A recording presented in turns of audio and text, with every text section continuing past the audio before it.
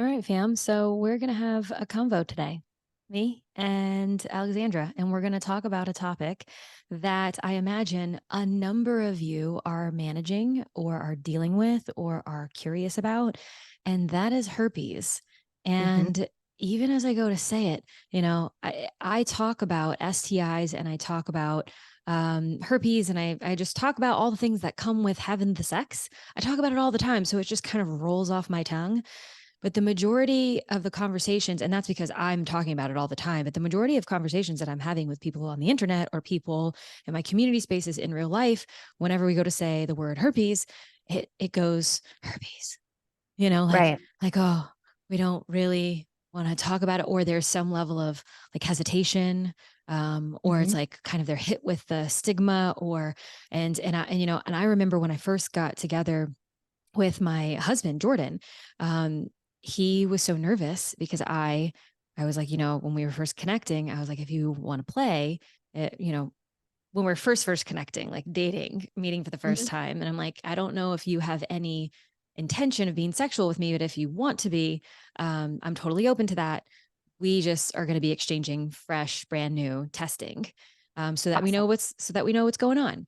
And he was terrified of something showing up, and especially herpes. Mhm. And we've spoken about this on a previous episode. He actually had chlamydia, which he was terrified to tell me. And I was like, oh, I have the antibiotics for that in my cabinet. So he got a lesson in how common chlamydia and gonorrhea Mhm. are to get and then also to get rid of. But then he was still kind of shaken up about like, well, what if I have herpes? And I'm like, then we deal with it. Then it's a manageable thing. And he'd never been partnered with anyone who was educated enough to be like, that's okay. That's huge. It's okay. Um, so anyway, that's like a little bit of the backstory. And as I was sharing with you before I hit record, I find it apropos that I'm going to record this episode with you, Alexandra, and I have a big fat fever blister, cold sore on my lip. And it's the first time in what feels like a million years. It's like they're making a comeback. I got them when I was a kid, and I got them like maybe up to high school, Mhm. maybe. And then they just disappeared. And I'm like, Mhm. oh, I think, you know what? I think I got it together here. It's just like comfortably dormant. And Yep. now all of a sudden it's like, surprise, just in Yep. case you forgot about us, we're here still. Mhm. And so this virus is incredibly common. And so many people have a lot of shame and guilt and stigma, hold that inside of their bodies around it. And I think Yeah. it's time for that to go. So we're going to talk about it. Let's talk about it. And it was you telling your story about getting a big fever blister, cold sore, herpes outbreak on your mouth. I have oral herpes as well. And I got it when I was 20 and went on a date. My date kissed me goodnight with a cold sore. So there I go. I get it. I didn't have another outbreak until I was 34, and it was the week before my wedding. So you may now kiss or kiss the bride or whatever. And I was like, oh man.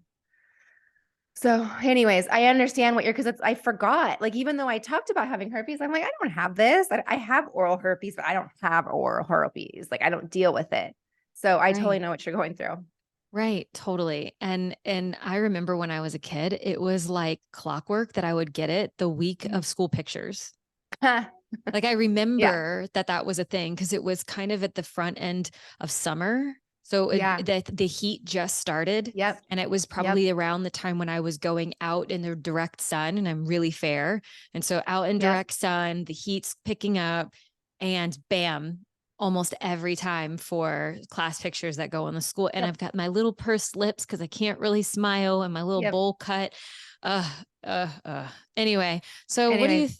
what do you Yeah. think? Like, um, if so many people have this and have contracted it throughout their lives from a variety of Mhm. places, um, why do you think it still has such a stigma around it? Oh. That's I'm a big like, where do question, I I know. begin? So there's, as we know, sex is taboo. And any conversation around sex is taboo. And I really haven't found a culture that is where there's nothing there when we start talking about sex, right? Um, so so anything that has to do with sex and STD that is lifelong is something that's going to cause taboo. And we're talking about oral herpes, genital herpes. Oral herpes doesn't have the stigma as genital herpes. And the funny thing is it can be an STD. It can be sexually transmitted. Right now, for our teens and our 20s, that demographic, they're getting the most HSV-1 down there. So because we're not educated in that, like, oh, I have this up here, and if I go down on someone or whatever and don't think about it, I can accidentally transmit this. So we have a lot of, and as you know, we're not educated in talking about safe sex. Everyone just says, oh, use a condom, you'll be fine. And that's completely false. Yeah, you might be, but condoms are great for fluid-based transmission, not skin to skin. So back to your initial question, why is it that herpes has such a stigma? It's because it's sexually transmitted, which, the word sex, and it's lifelong. And what happened was in the 80s, I'm trying to think, early 80s, late 70s, around there, Valtrex, which is the antiviral, came out. And so the company, the pharmaceutical company, had to do what they could do to sell it. So they came up with the stigma. They did a fabulous job with creating the stigma, because why did people need it all of a sudden?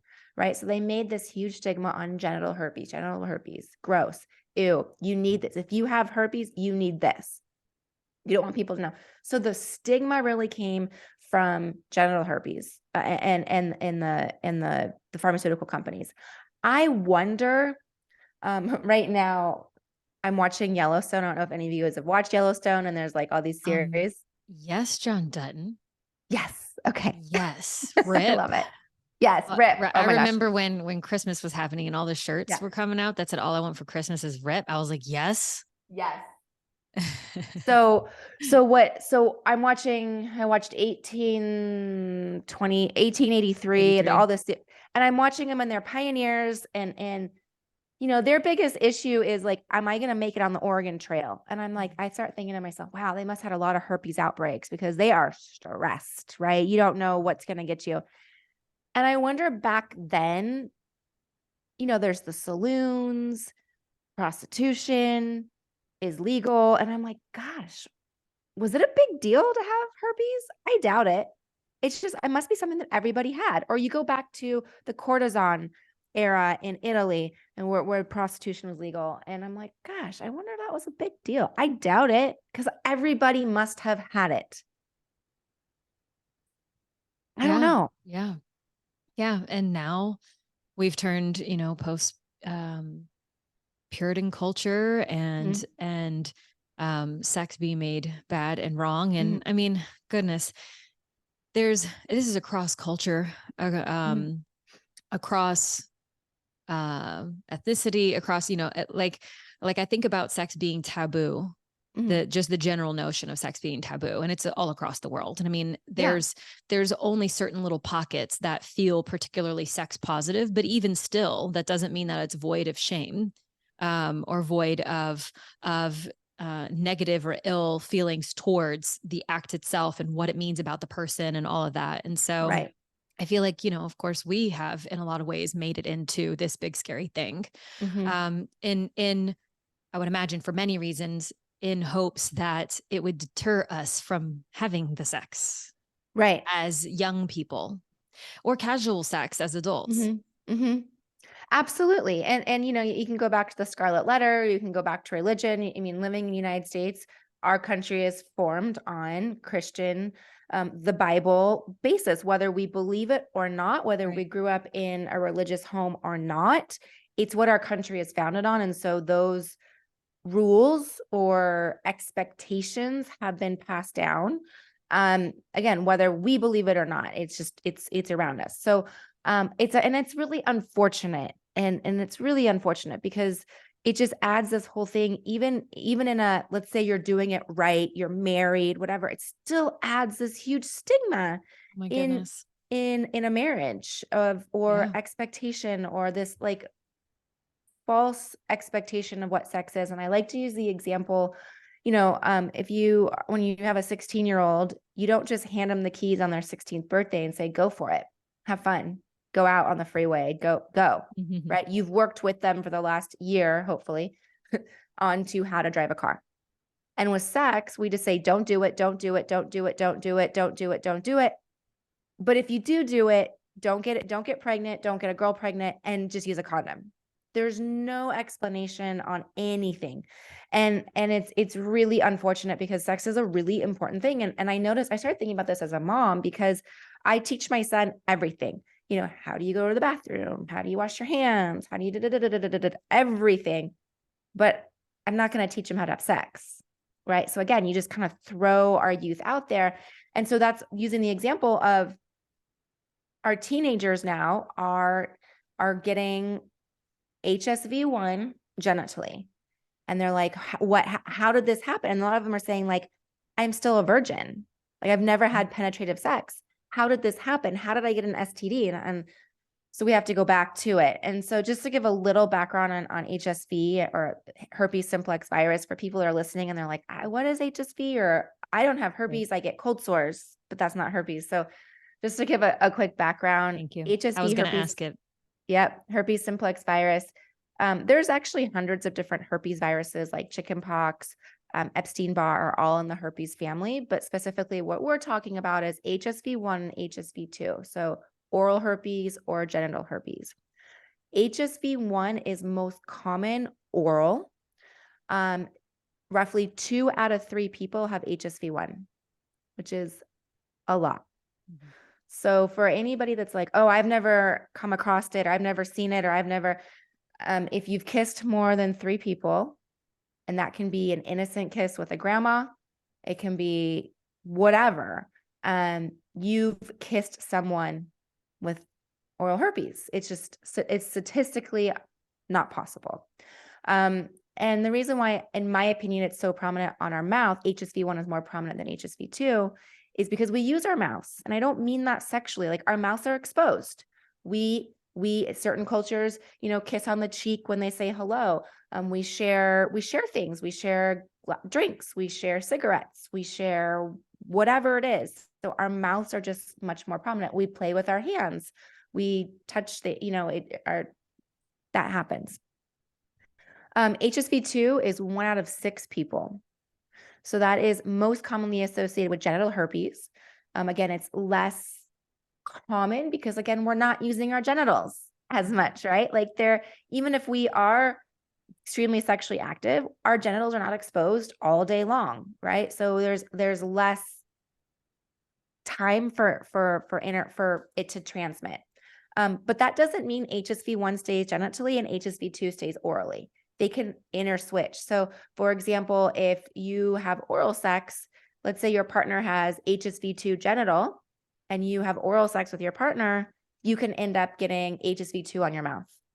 And vice versa, you have HSV-1 oral and have oral sex with a partner, that partner can end up getting HSV-2 on his or her genitals. So there's just a lot. It can go either way. Right. For a long time, people weren't testing. They say, oh, you have it up here, it's HSV-1. You have it down there, it's HSV-2. And there was no testing done. So they just assumed. And now, the good news is when you are getting diagnosed, they are at least testing you for what type you have. So that is good news so that you can be aware of that. Yeah. But there's a lot of people living with herpes and maybe they know. And here's the thing that's frustrating, especially for someone like me that is like, I just want to get the information out. We may think we're being responsible, sexually active adults. And what I mean by that is very similar to what you were saying, Alexa, is when you started dating your husband, you're like, look, if we're going to do this, we're going to go get tested. Most people aren't doing that. Most of the people have the conversation that's like, hey, you good? Yeah, I'm good. Cool. All right. We're good. Something along those lines. And even if you do go to the next level of getting tested, herpes is not included in the STI panel. Mm-hmm. So even though you think I'm being responsible, I'm going to go get tested. You say, test me for everything. I want an STD test. Cool. They do not include herpes. And I can't tell you how many hundreds of people I have talked to that are like, I got tested. I had my partner get tested. We got tested. and it wasn't included. I didn't know. Yeah. Yeah.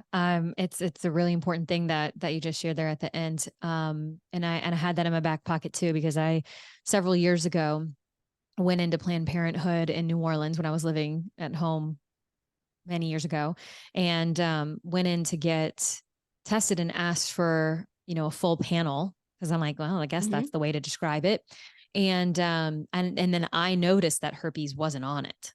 Ah, And they said herpes is additional. And so it was like, I don't know, $100, or it was like something around the $100 range. And I don't know what it is now.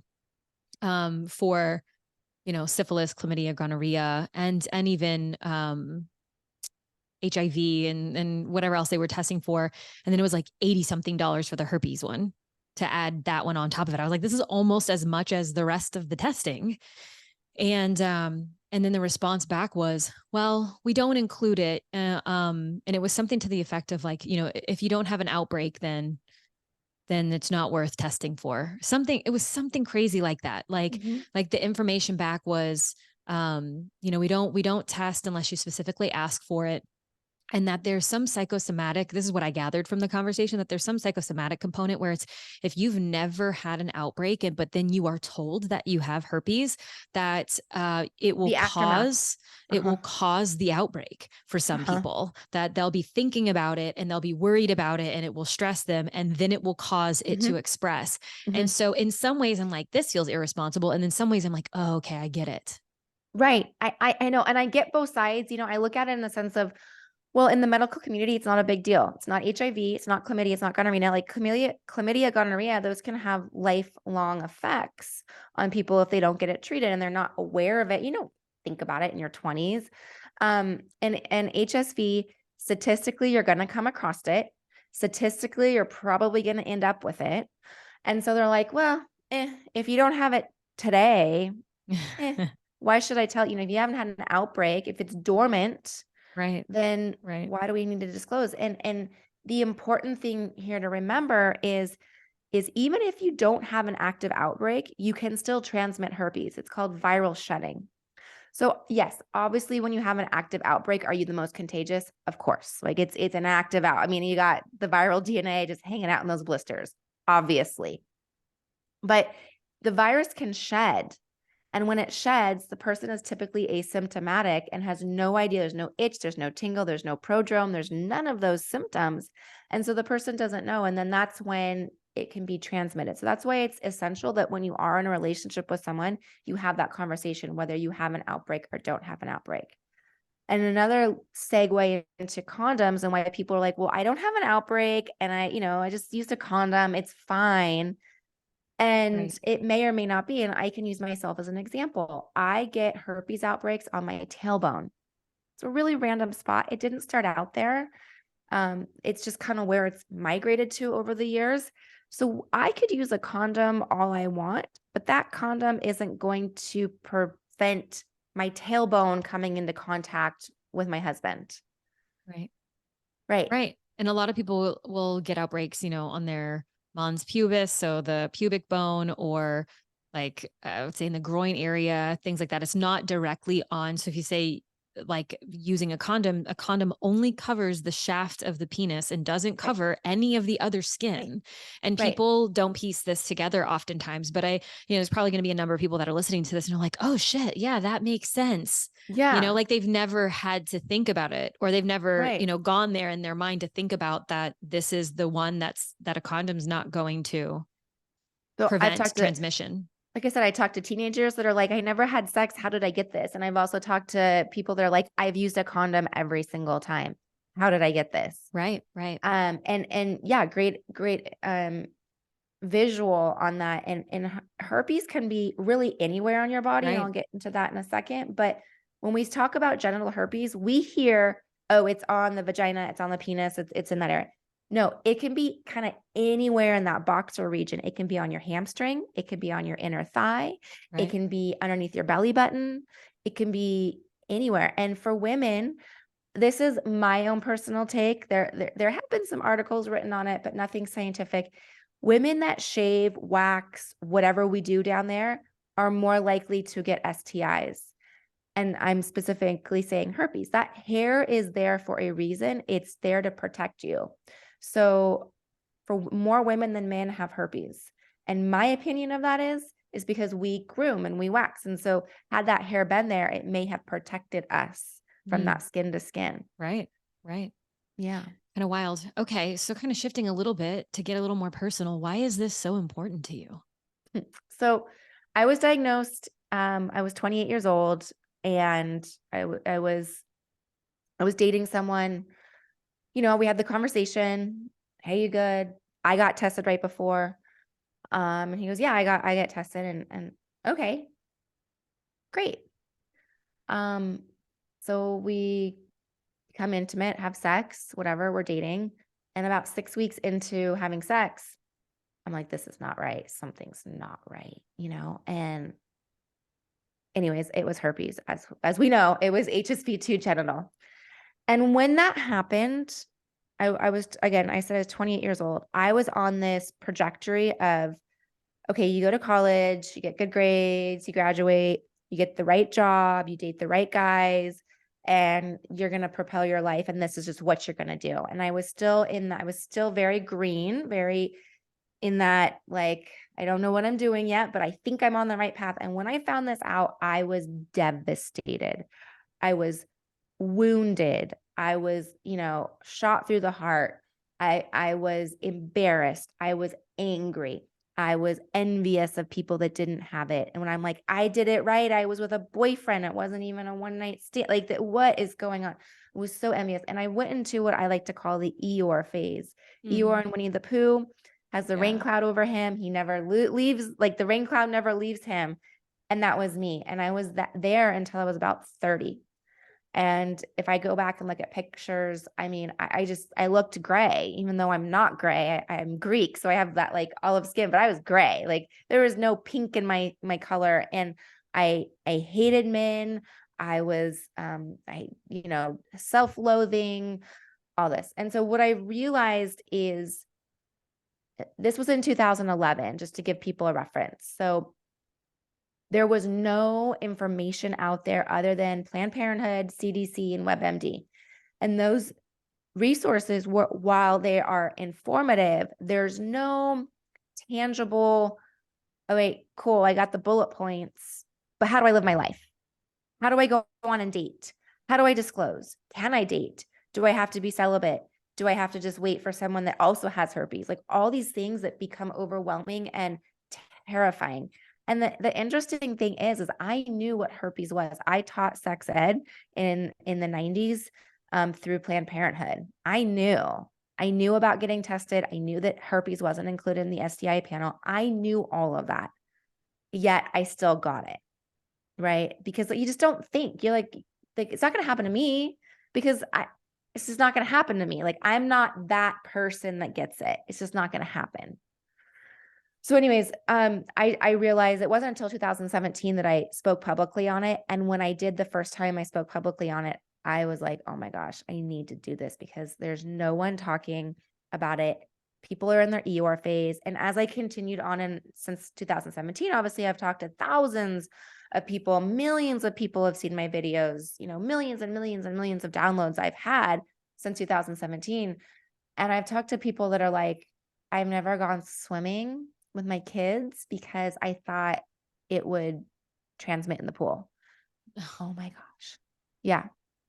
I talked to a woman who she has children, and she and her husband wanted to adopt or foster. I can't remember which one. And so they have to go through like a medical record. And she's like, I'm going to pull it out because she just found out she had herpes in her marriage. And I can get into that in a second. And she pulled out her paperwork to adopt. And I'm like, no, like that baby needs you. So it's just people put their life on hold because of the stigma that we were talking about in the beginning. What is it? Where does it come from? And it's because sex is so taboo. It's not talked about. It's not talked about how common it is. It's not talked about how many people have it. It's not talked about what it is, what it's not. And so people just go through life. Like I can't go forward. I gotta withdraw. And we self-sabotage and we we become the scarlet letter, or we become our own leper, and we create our own glass ceilings. So back to, I mentioned that particular situation I'm talking about, and she found out in her marriage. I can't tell you how many people find out in their marriage and they've been monogamous. So the herpes virus, as you were talking earlier, can be dormant. You would have picked it up in your 20s, in your teens, whatever, never had an outbreak, or had such a minor outbreak you didn't even notice it. And then a decade later, it's like, hi, I just want you to know I'm here. Right? So there's tons of people that don't know they have it because they're never tested for it.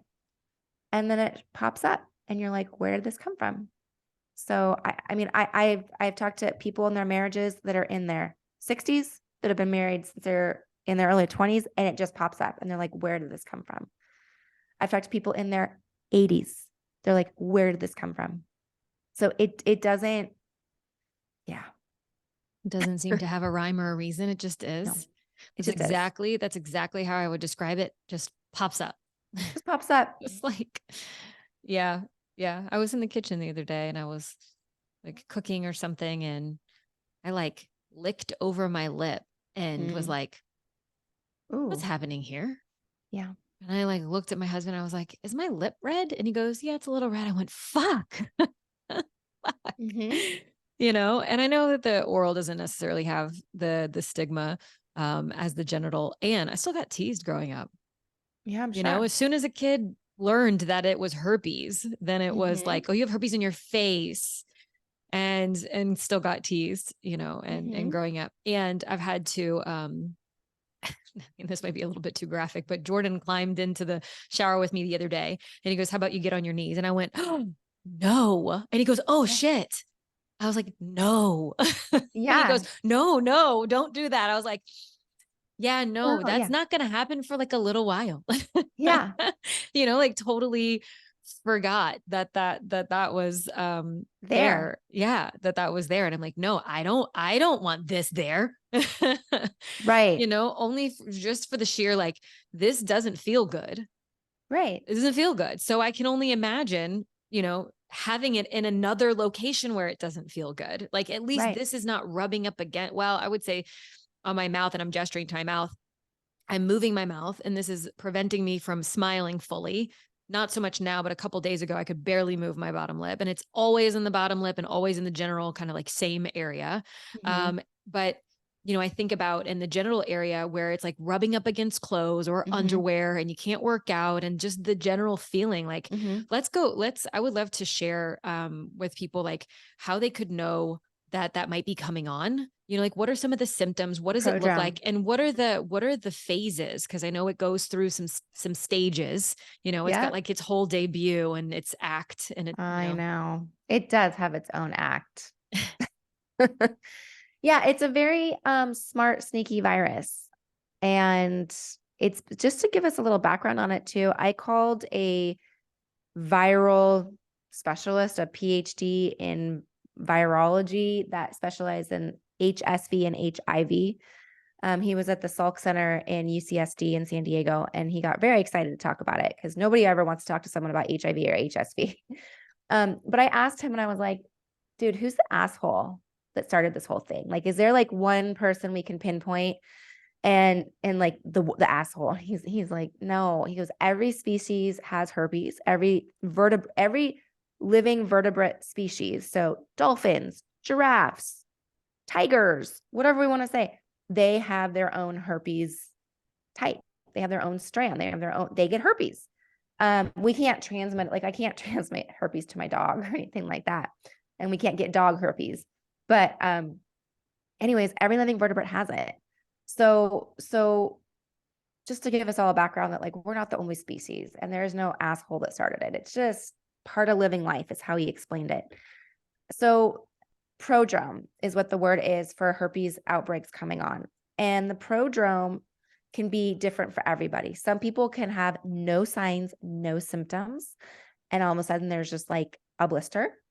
Some people it starts going, oh, I feel so run down. I'm just exhausted today. I don't know why I'm so exhausted. I just want to sleep. Other people have flu-like symptoms, just like, oh, my body is achy. I hope I'm not coming down with something.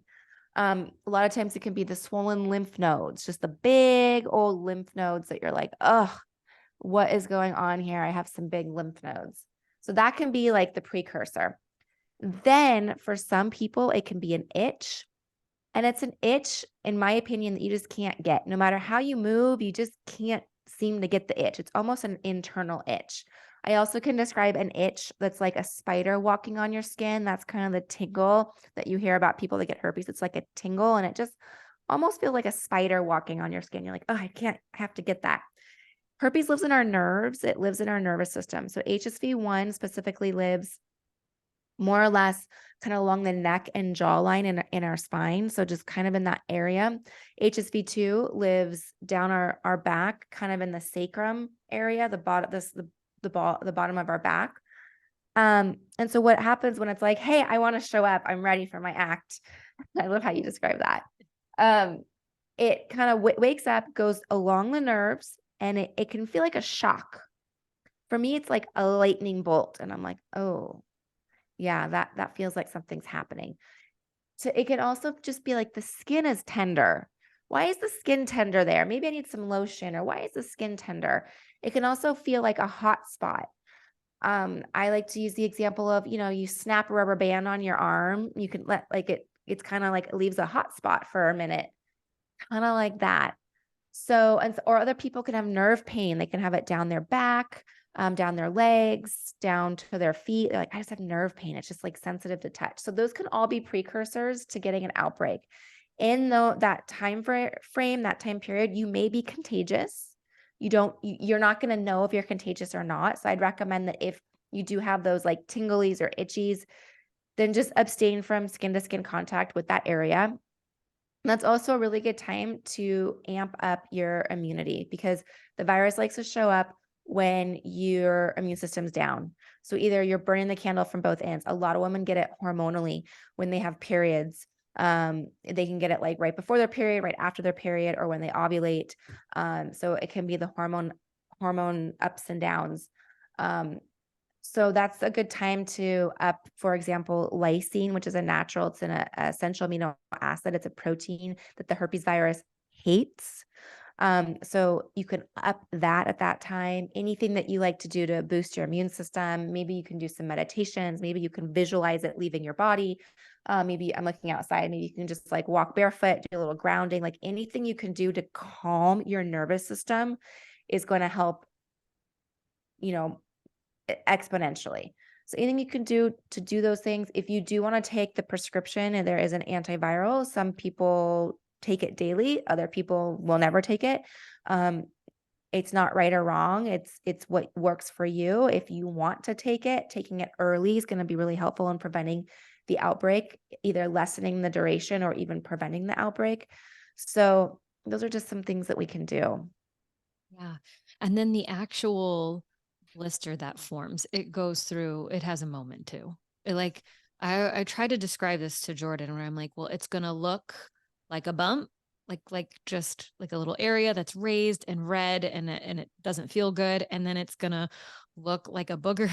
And then it's going to look like a blister, gross, and then a blister. It's gonna look like a blister, and then a booger, and then it's gonna crust off, and then I'm gonna like accidentally smile or like hit it with my tongue, and then it's gonna bleed, and it's gonna have all these phases, and then eventually it's gonna like kind of heal over and look a little bit like a scar for the like maybe half of a week, and then I'll have my lip back. It's gone. Yeah, it's so weird. I like to, so what's also really interesting and why it gets misdiagnosed. 90% of the people with genital herpes don't know they have it. yeah. That's Is a it huge is number. it the same? They're different kinds of blisters, right? No, I would say they're very similar. Yeah. Similar. Well, there's different types of blisters, and for someone that has them in both locations, I can say that they're similar for me, for my body, but they can be a paper cut. So it can just be a little paper cut, and you can think like, gosh, I just had this little paper cut. It must just been from sex, or I had a lace thong on, or my jeans must have hit. Or razor. And it can just be a razor, and it can just be a little paper cut. It can be one blister, just one little blister, or it can be a cluster. And so it can maybe start off as like 2 or 3 blisters and then like combine together as one big blister, One glob of a blister. glob. And the way that you can kind of tell the difference between, say, a zit or a blister is these are really hard to pop. It'd be extremely painful to pop. And it's fluid, not like a zit is like pus. Yeah. This is fluid. Like think about a blister on the back of your heel. There's fluid in there. And So it's it's a so painful. and it's so painful because it's nerves. Right. Right. Well, I I mean, like I'm to even thinking of like, new shoes at Disney World kind of situation. worse. Yeah. Yeah. Yeah. Worse A than that. blister. Yeah. Um, and yeah, I like to think of like as in Snow White with the old lady with the blistered hands with the apple. It's kind of like that. Yeah. Yeah.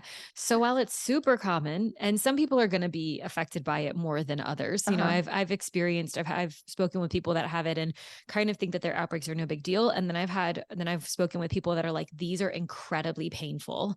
Yeah. And I've spoken with people that have them every once in a blue moon, like very few and far between. And then I speak with people that are like every couple of months, Uh-huh. that they're struggling with it and for whatever their reason. So I'd love to, I guess, maybe shift a little bit more into like how do people communicate and manage, maybe specifically for, because you've touched on people in partnerships and it just being like, wow, we're 60 and here we go. Here it This showed up. right, Yeah. right. What about for people, managing outbreaks, managing, well, I guess it's like a twofold question. Okay. So the first is like navigating and managing getting the diagnosis itself, Yeah.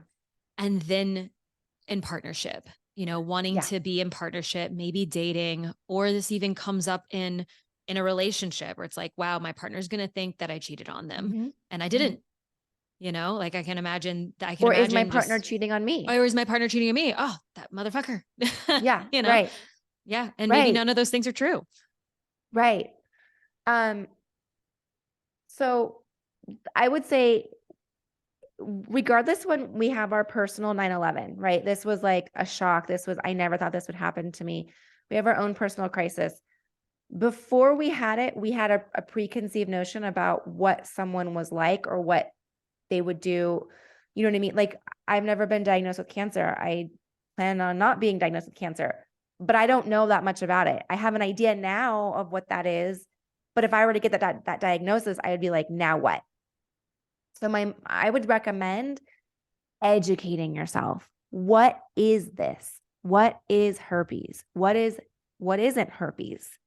Because again, there's so many myths and, you know, this is what it is what isn't. There's all these myths out there. So I would educate yourself, number one.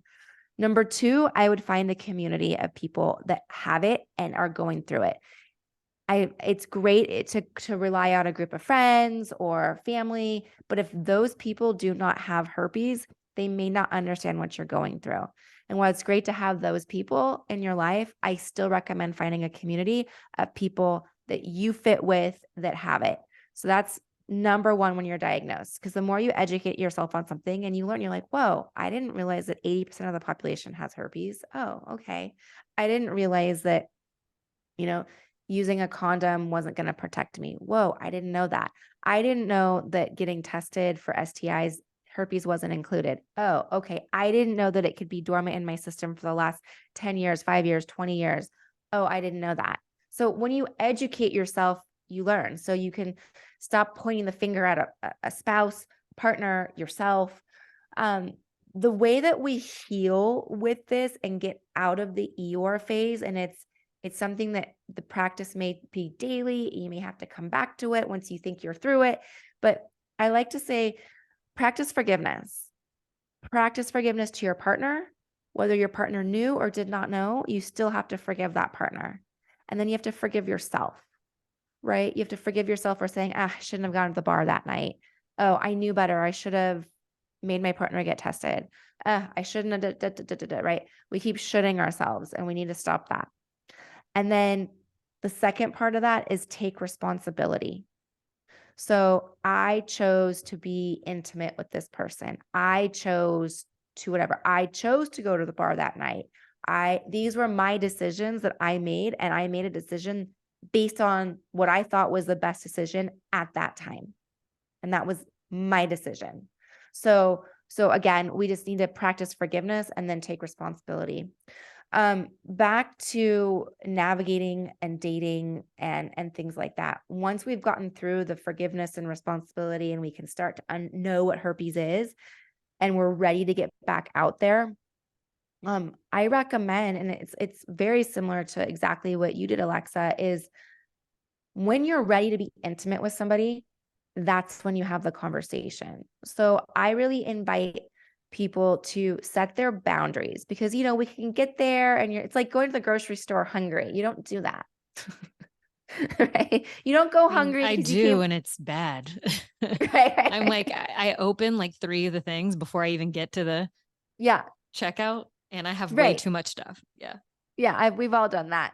But again, if your expectations, if your boundaries in a relationship are we are going to get tested, either we're going to go down there together as a first date, or I want to see your paperwork, whatever, then that is your boundary. And if your partner's like, I don't want to do it, then you have to know that you have to be ready to walk away. So whatever works for you, you set up your own boundaries. You also set up again expectations. Are we monogamous? Are we not monogamous? Am I monogamously sleeping with you, but also not monogamously dating? Are we monogamously dating and sleeping together? What are we? And just have those conversations too. Because if we think, well, I don't want to have that conversation because I don't want to sound like needy or no, you need to decide what works for your body and your life and your lifestyle. So there's no right or wrong here. But again, be prepared that if that person is like, well, yeah, well, I'm kind of monogamous. No, that doesn't work for you. That doesn't work. Okay. So set those up first. Then those conversations can go into, hey, it's really important to me that we talk about sexual health. It's really important to me that we get tested or whatever your boundaries are. And, I can tell you, I've been recently tested. I've been negative for these things. I'm positive for HSV-1, 2, whatever it is. And the reason why it's really important for us to get tested is number one, it's not included in the STI panel. So I've talked to lots of people that go and get tested and they find out they have it and they didn't know. Or number two, there's other things that can be dormant. And I don't want to get another STD. And if I can prevent that, and I'm not accusing you of having one, but these things lie dormant and we just don't know. So that's how we have those conversations. Yeah. I think some people, and I'm sure that you've heard this question before, and you run a community space online, which I would love to hear a little bit more Mhm. about in a moment. Because, you mentioned like having people to turn to that understand you and have Yeah. been where you are. And so I'll loop back around to that. But the question of like, when's the right time to disclose the information?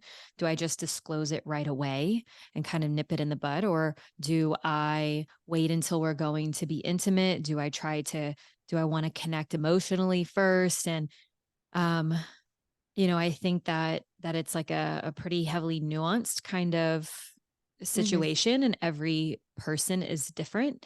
And what I've gathered over time, though, is somewhere around the sooner the better, Okay. somewhere around Yeah. there, just by people's reaction and response and storytelling. And I don't know, I would love to hear, what you've gathered over the years and seeing it. But um, to be able to have that I mean, it's just kind of wild because, I'm thinking of the people that I have closest to me that I communicate regularly about this. And it's, I think the where the conversation goes is, well, this is a big part of my life, and it plays a role in my life. Hmm. And I don't want to almost like pull a fast one on them, where it's like, I tried to be all these things myself, emotional, like I wanted to connect emotionally and wanted to get to know each other and all these things. And then we're about to be intimate. And then I drop this bomb on them. To some people, it's a bomb. And to some people, it's just a little piece of information. They're like, okay, cool. Like, would it be better that I know how they feel about it pretty early on? That way I could say, what questions do you have? You want to think about it, that kind of thing. And I just have someone who is so close to me that recently delivered the information. So pretty early on, but still had like a couple dates. And I think it was on maybe second or third date. was like, I want to disclose this, I want to share this information with you. And their reaction to her wasn't very kind. Let's say it wasn't very kind. It wasn't that it wasn't very kind. From what I gathered, it wasn't intimacy building, meaning like they weren't closer together. But after the conversation, he, was like kind of distant and I'm not sure, and left her feeling, hurt and that kind of thing. But then did come around and apologize and was like, I just had to think about that and process that, which is totally, understandable. And I would really like for more people to know how common this is and what the actual information is and the actual facts and what we know, so that more people are met with, when the information is disclosed, they're met with, okay, thank you for telling me, and like, it's a casual kind of conversation. And like, well, do you have any outbreaks now? And when was your last one? And how are you feeling? Okay, great. And how do you mitigate this? And like, what's your routine, and then it's like, okay, great. So I'd love to hear, that was kind of my little ramblings on like what I've gathered over the years, but I'd love to hear what you've got. So before I get into that, I want to talk about rejection and why it happens, because I think this is a great segue into it. Rejection, in my opinion, happens for 3 reasons. Do you have any ideas? I'm like, oh, we'll do a quick Q&A here. Do you have any ideas of why rejection happens? Oh, well, this is fun. Why rejection happens. I don't know if I'm going to give you your exact things. Okay. Because the other person has some stuff that's unresolved within themselves. And it's almost like they're rejecting themselves via rejecting you. But I don't know if that was kind of meta. Another reason why someone might reject, because it's too difficult. Like the easier route is to reject and move on. No, I still going? Do you want me to? Yeah, go and keep going. Keep going. These are all great. Okay. Why I might reject another person. Oh, nothing else is immediately present. Okay. Okay. So those were spot on. So I boiled it down to these 3 things. Number 1, the person is just not mature enough. So like you're saying, they're dealing with their own shit. Like they just can't. So, and mature could be, you can be 15 or 55. It doesn't matter the age. Like obviously a 15-year-old is going to be less mature, but it doesn't mean, I mean, I've talked to people in their 50s and 60s, and if that hasn't been resolved, like you're talking about, if something hasn't been resolved deep down, that person is not available to bring on something else. So again, they're just not emotionally mature. Number 2 is that person has a deep-rooted belief that's never going to change. I use the example, a Catholic's never going to believe the Jewish religion, a Jew's never going to believe the Catholic religion. It's not going to change. You're not going to meet in the middle. There's one big difference there, and it's not going to happen, right? So it's just some deep-rooted belief that they're just not even open to discussing. And the third and final one, which is the one that hurts the most, that person's not into you.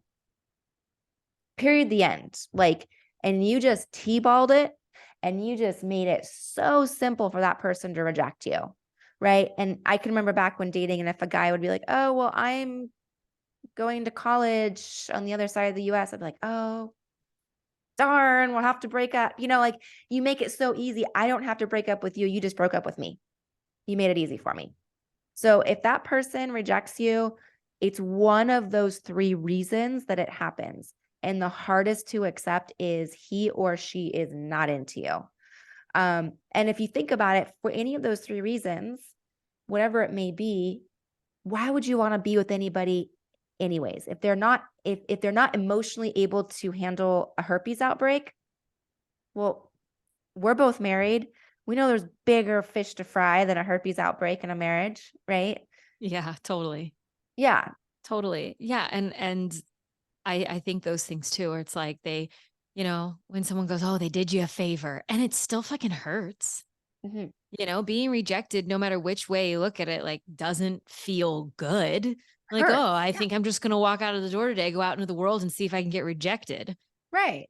No, it doesn't feel good. And I think that's when then your personal maturity, which comes from being educated and comes from, leaning on the supportive community and like you were saying before, like taking care of yourself, that leads to your emotional maturity and Mhm. ability to take it for what it is and not immediately, spiral down, but breathe through it and go and find what the positive can be and move on. Maybe a little bit, wouldn't say like the hurt doesn't happen at all, but maybe the way that you navigate it, Mhm. leaves you feeling empowered.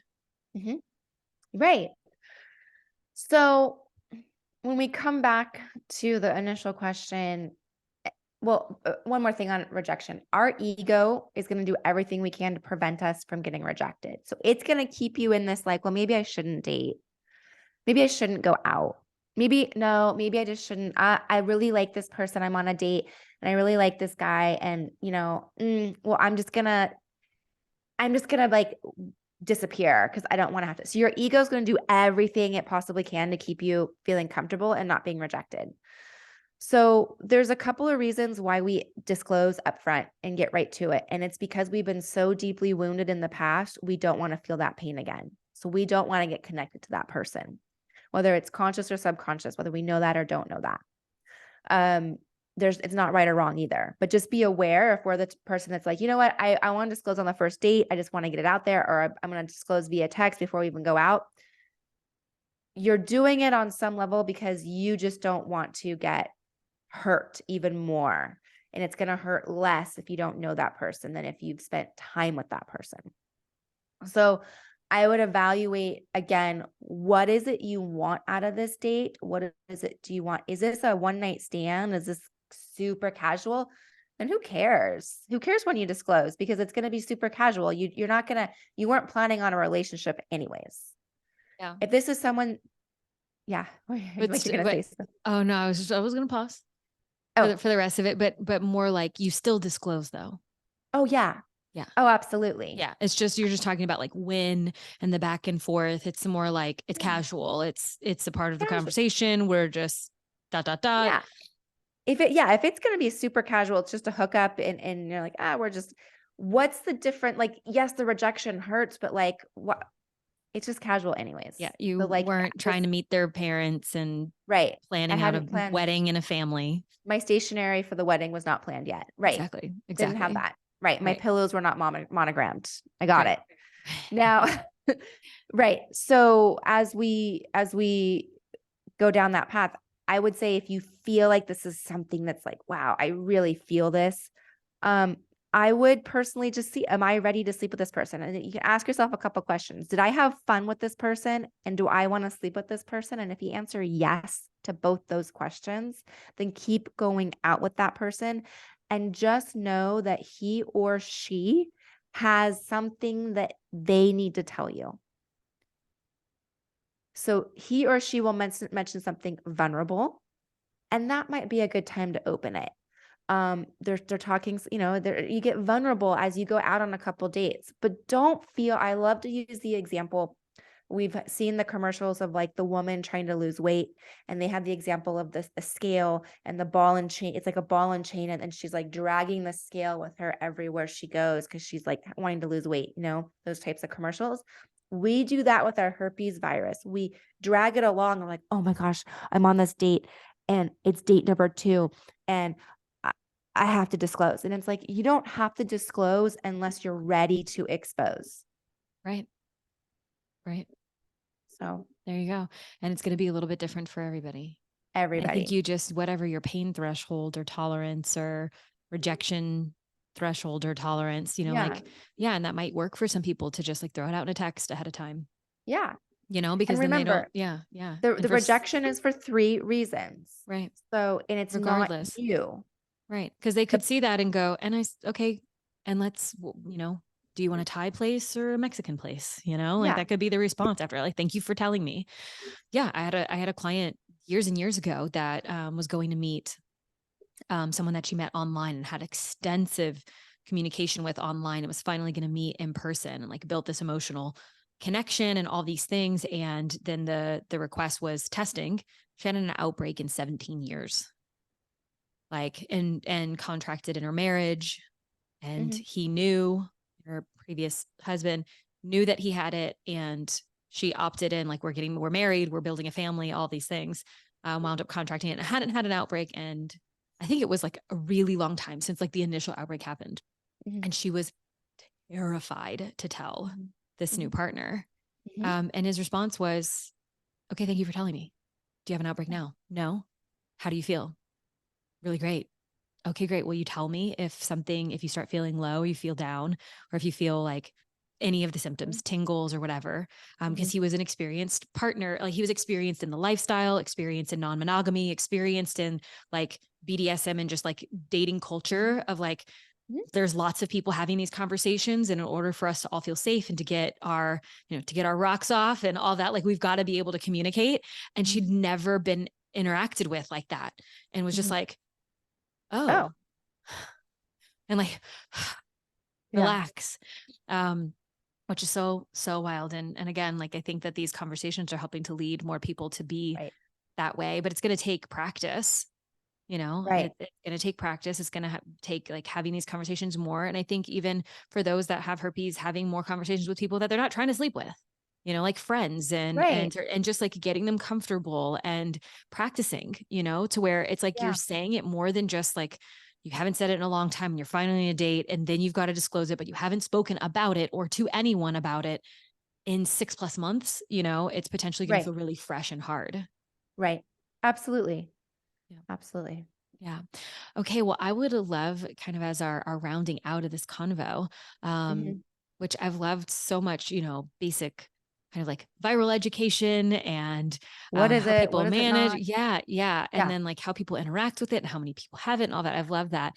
Now, I'd love if you could share a little bit about your community space and the ways that being public about having herpes has impacted your business. Cause I know that you mentioned before where it's like you get this diagnosis and you're like, my whole life is ending. What the Uh-huh. fuck? And that's not what happened. No. I mean, it was for a couple of years until I I worked through it all.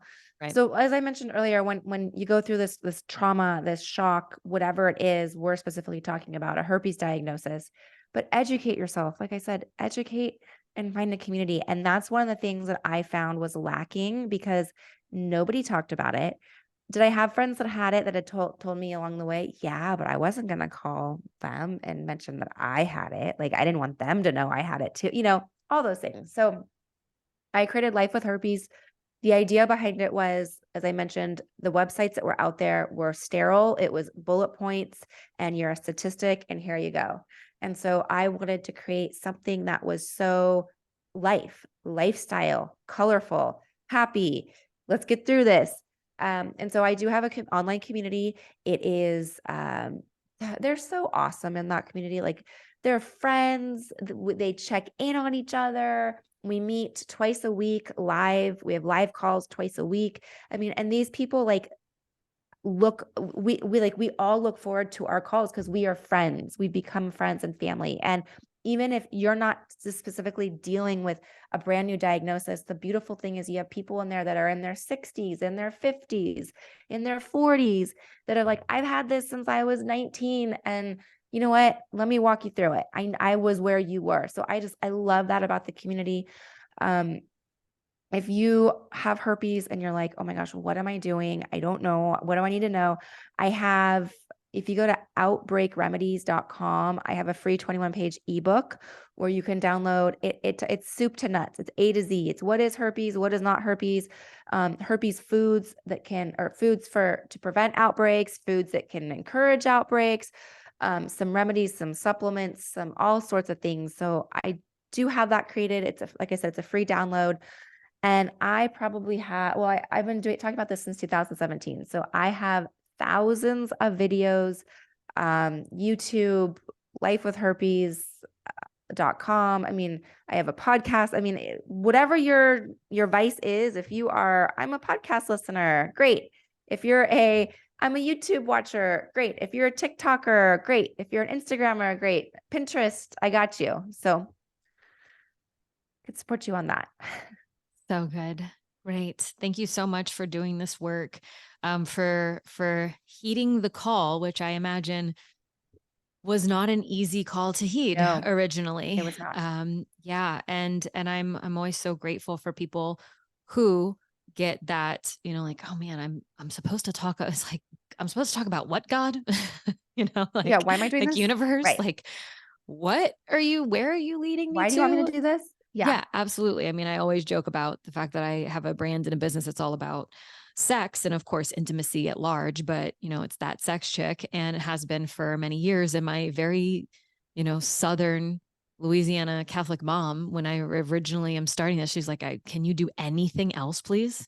Yeah. Like Yeah. I Yeah. joke Yeah. about it now. She's like totally down and understands the whole gig now, but it's just like, how did my life lead me here? But at the same time, it's so rewarding and so fulfilling to be able to help people set themselves free, Right. Right. Yeah. Right. So that Right. they can have the love that they want, so that they can have the intimacy that they want, the sex that they want, which is a human Huge. biological need, to feel Exactly. that connection. And sex is not just for procreation. Right. Shocker. It's Yeah. for so many other things. And so, for the work that you're doing, that I'm doing, that other people in the education space, intimacy education space, it's like, the gift that we get, by continuing to Right. heed the call and continue showing up and growing the Right. communities and having the businesses and all of that. And I just want to say thank you. Thank you for taking the time, coming onto the show, sharing your story, your wisdom, your knowledge, and of course, your access points for people who are a part of my community to be able to reach out and find community in yours if they need that in their Absolutely. lives. Absolutely. All right, loves. That's another episode of That Sex Chick. Rate and review. Reach out to me if there is a subject that we haven't covered on the show. The show's been going on for over 2 years now, and we are at, I think, about 600,000 downloads. And that's really exciting that it's continuously growing and that we're gaining Great. many more community members and listeners and all of that. And so if there's something that we haven't touched on, please reach out to me, because no stone left unturned over here at That Sex Chick. And I hope that you enjoyed today's episode. Did it. All right.